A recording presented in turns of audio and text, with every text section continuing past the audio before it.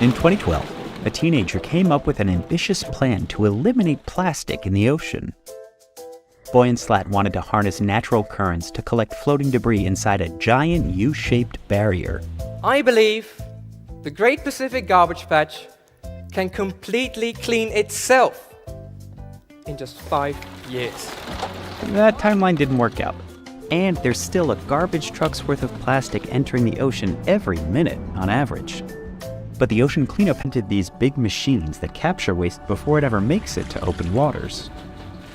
Rivers are the arteries that carry the trash from land to sea. They're called interceptors, and the founder plans to deploy 1,000 of them.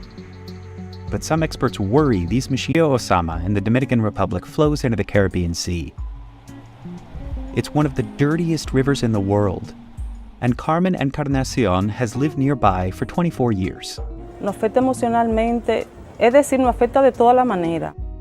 The ocean cleanup installed an interceptor about a mile down the river from her home in 2020. El río está más limpio, ahí se siente menos contaminación. The idea is to let the current do most of the work. As trash travels downstream, this 700-foot-long arm redirects it toward the machine's opening. So what the barriers do is they let the water pass, but they stop everything that's floating. On the roof, we have these solar panels that are connected to batteries, which store the energy so that even at night we can keep intercepting plastic.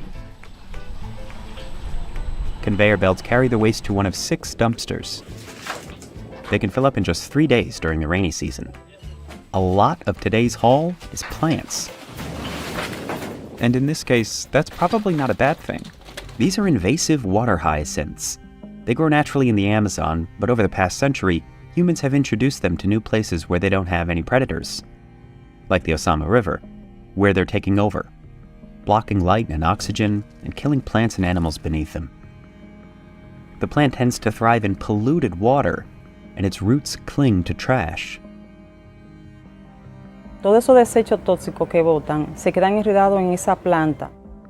Nearby factories and farms have used this river as a dumping ground for decades.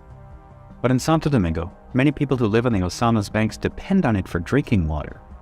A lot of them also have limited options for dealing with waste.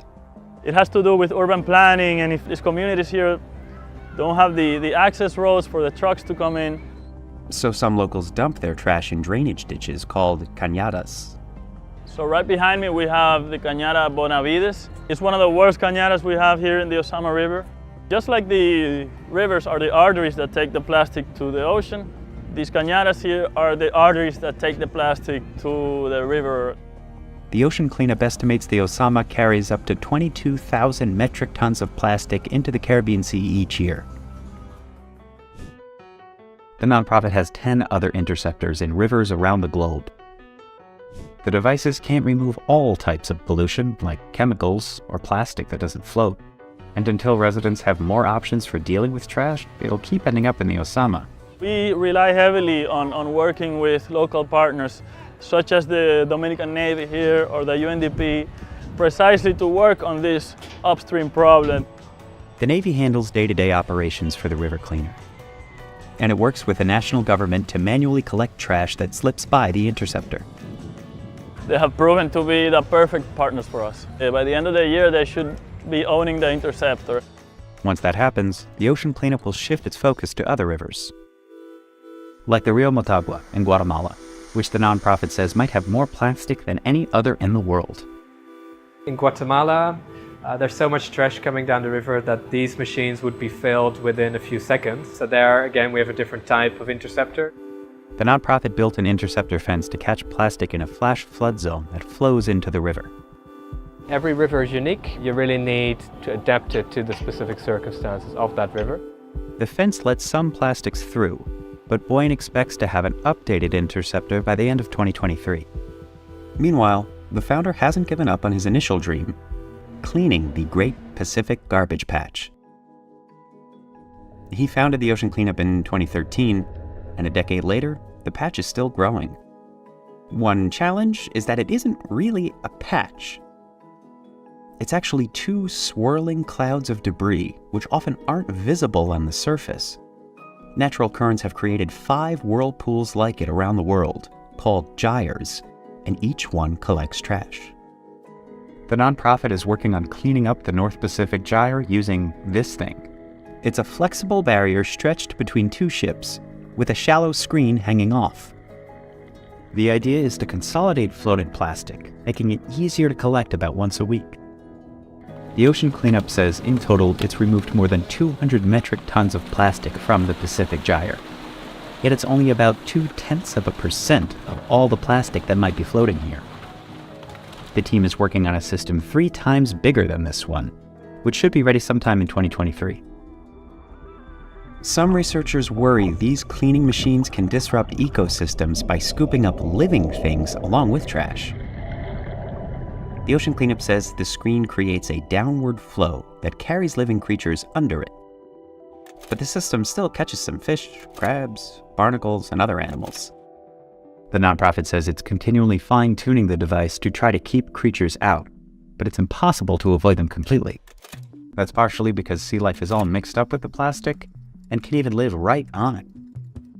Sea urchins, sea stars, pretty much anything that you can imagine you can also find on these plastic floats. There's a lot of organisms that also attach their eggs to these floating plastics. Some critics say the whole idea of passively harvesting plastic is risky. Once it is in the ocean, it is connected with marine life. It's too late to remove it. A potential alternative is targeting clusters of trash instead of sweeping the whole gyre.